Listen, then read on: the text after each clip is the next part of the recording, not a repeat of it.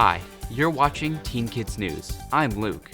This entire season, we're celebrating our 20th year. Let's begin with our top story.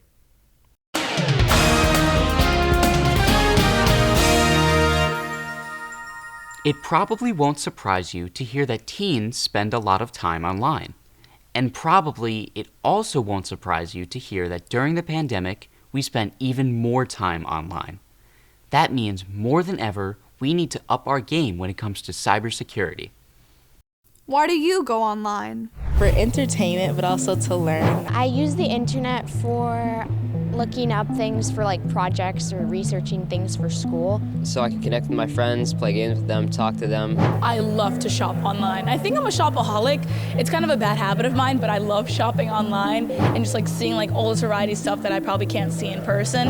You know, there are some downsides, like when you shop for clothes online, it's not always exactly what you expect it to be, but I really love shopping online. To keep myself occupied, honestly. Catch up what everyone's doing on social media. Kind of nosy. Aren't we all? Anyway, clearly the internet is great for keeping us connected, for keeping us entertained, and for helping us keep up with schoolwork. For all the good it can do, it can also expose us to criminals who want to steal our personal information. So how can we avoid that? Let's ask Kayla Joyce. She works at FTI Consulting, where she advises organizations on cybersecurity matters. Most of us already know not to open emails from senders we don't recognize. But that's getting harder to avoid, isn't it? Yes, it is. You used to be able to just look at the email address that sent you the email, or to skim it for typos or your name being left out. But at this point, the cyber criminals have become really innovative with their tactics to target you, and they create and add pressure to you to get you to click on links or provide them additional details about yourself. It sounds like it can be really tough to determine what's legit and what's a scam. What advice do you have? Always be super vigilant about what you're putting online. Be aware of what you're posting on your accounts, and make sure that you're using complex passwords and not just the name of your parents or your dog, and that you're adding special characters and additional length to make them harder to guess. So, what are some of the things we do without realizing that could put us at risk? A lot of us like to have public accounts online on social media to make it easier to connect with and interact with our friends and family. But doing so also lets everything you post on there be visible to anyone on that app. It's not really an issue until you think about the things that might be behind you, such as your address, or let's say you take a picture in your kitchen and there's some mail open on your counter. They can zoom in on those things and be able to access different details about you or your family. Even furthermore, if you post when you're on vacation, now they know where you are and that you're not home. These are all things that we do without realizing and without really taking into consideration how they can impact us going forward. What about shopping online? Are there any dangers there? Yes, there are. Right now, there's a lot of fake websites out there offering popular products for discounted prices. If it looks too good to be true, it probably is. The best case scenario is you're getting a cheap knockoff product, but the worst case is that you've just given your personal information and credit card number to a cyber criminal. It's always good to go to the website directly and to not follow any links that you may have gotten in your email. If you're nervous, just have your parent come check. It's always a good idea. How did you become interested in cybersecurity? Well, when I was younger, I actually really didn't have an interest in computers or cybersecurity. It wasn't until I was studying for my undergraduate degree in information systems that I had the opportunity to take a class on cybersecurity. And what really piqued my interest is how do we stop these criminals from stealing our information online? Now I have the chance to work with businesses and help them avoid these risks and threats, and to help them better protect the information that they do store. For any young kids out there, I just want to say that this is an excellent field. There are so many different areas to get involved in. And I didn't see a lot of girls like me working in cyber when I was starting these studies. So I just want to encourage any young girls out there to keep an open mind and to look into the options, because there's a lot of different ways that you can make an impact. Good point. Cybersecurity is one of the country's fastest growing careers. Thanks for talking with us, Kayla. Thank you for having me. Scammers like to target teens because they believe teens don't take hacking seriously. Trust me, if you get hacked, it can be serious. For Teen Kids News, I'm Katarina. We've got lots more coming up on Teen Kids News, so keep watching. We'll be right back.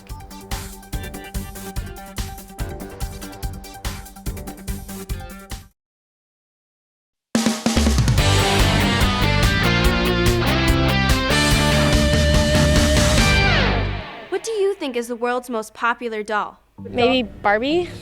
Yes, it's Barbie, a doll so famous even boys know about her. I'd probably say Barbies. I don't know, like Barbie or something. Barbie doll? Barbie doll? Because I don't know any other dolls. No question. Ever since she was first introduced in 1959, Barbie has reigned as queen of the dolls. Barbie, you're beautiful. You make me feel my Barbie doll is really real. Barbie's small and so petite. Her clothes and figure look so neat.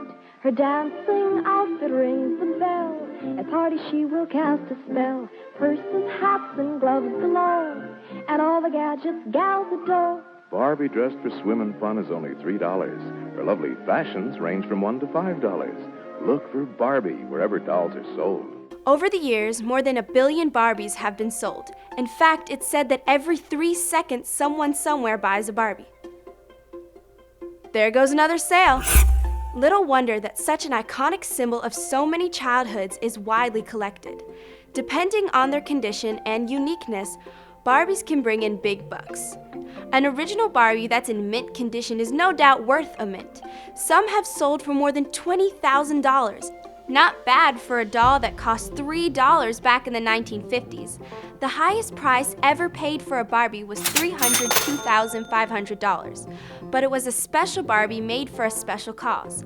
The doll was sold at an auction to raise money for the Breast Cancer Research Foundation. It's worth mentioning that the doll rocked a very real rock. A 1-carat pink diamond adorned her necklace. By the way, here's some Barbie trivia for you.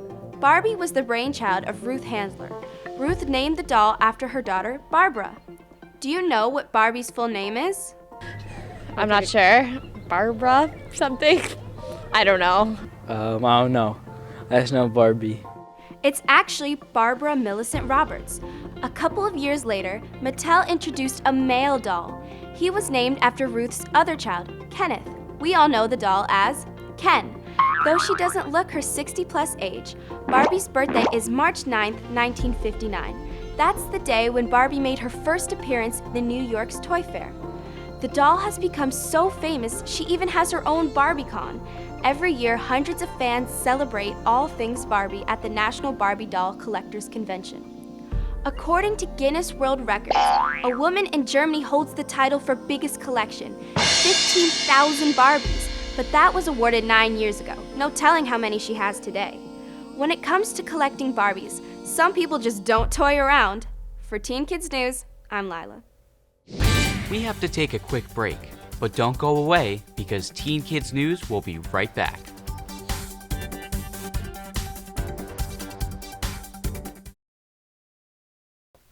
We can all use some advice on how to do our best in school.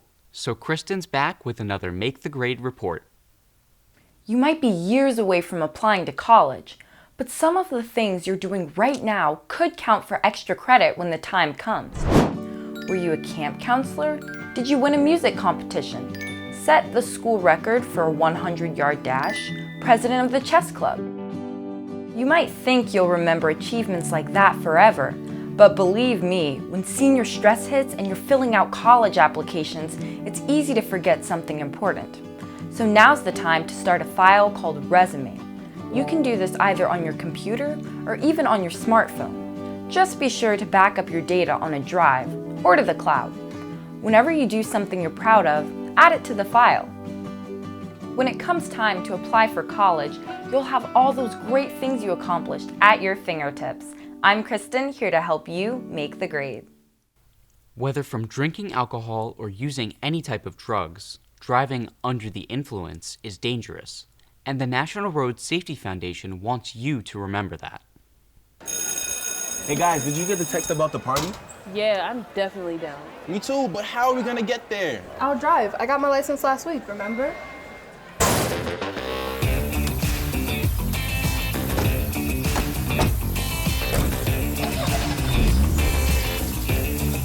they have drinks?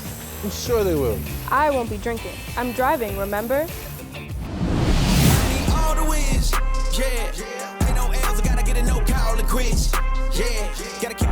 Drink with us. No, I'm happy dancing. Just one shot. Can't. I'm the one driving. Come on, it's a party. And I'm partying. And I'm responsible for you guys, remember?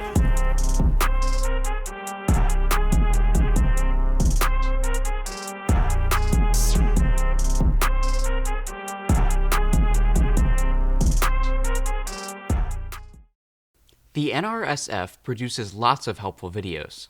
To see more of them, and for info on driving safety, be sure to like, follow, and subscribe to the National Road Safety Foundation. We'll be right back with more Teen Kids News. From ancient ruins to modern wind farms, Jordan is as fascinating as it is historic. Let us show you.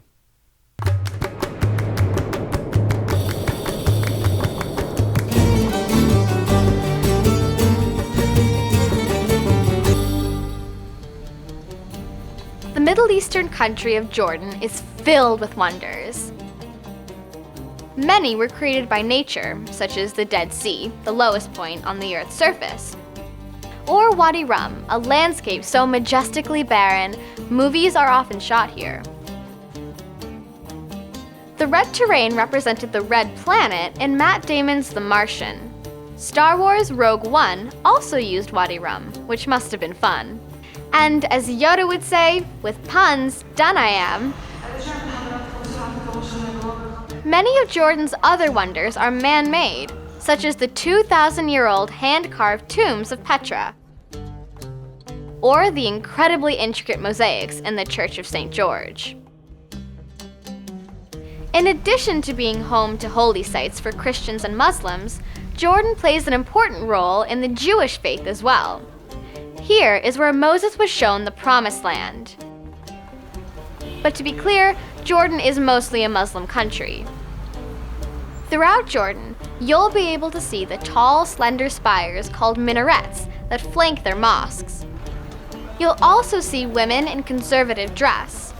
While not required, many Muslim women wear headscarves. Some will also cover their faces, allowing only their eyes to be seen. The government is a constitutional monarchy, which means it's got a king, but his powers are limited by law. Jordan also has a queen, Queen Rania. Surprisingly, the queen before Rania was Queen Noor. I say surprisingly because Queen Noor was an American, born in Washington, D.C. As you might imagine, relations between Jordan and the United States are quite good. Jordan also has good relations with its neighbor, Israel. In fact, Jordan is the only Arab country, besides Egypt, to sign a peace treaty with Israel. In the often turbulent Middle East, Jordan's been called an oasis of stability. It's become a refuge for thousands fleeing violence in nearby countries like Syria, though huge refugee camps like this one are straining the Jordanian economy. Truly, Jordan is an amazing mix of the old and the new. Driving along the countryside, you'll see small herds of goats and sheep, as well as modern wind farms to generate electricity. Jordanians take particular pride in being friendly. They often tell their visitors, "Ahlan wa sahlan," I welcome you. And they sure seem to mean it. For Teen Kids News, I'm Olivia.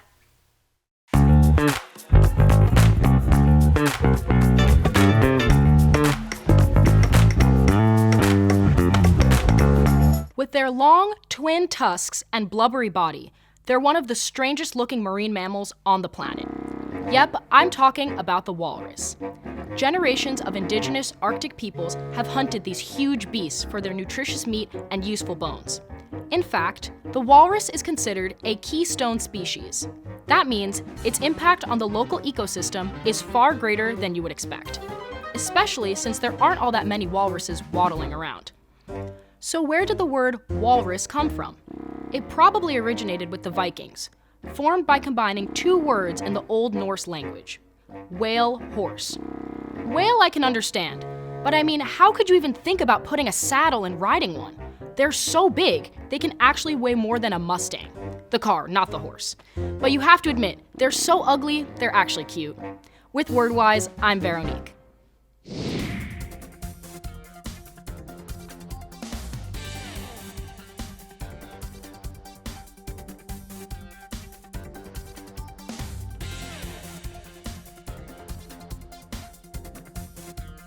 Well, that wraps up our show for this week. But we'll be back with more Teen Kids news next week. See you then.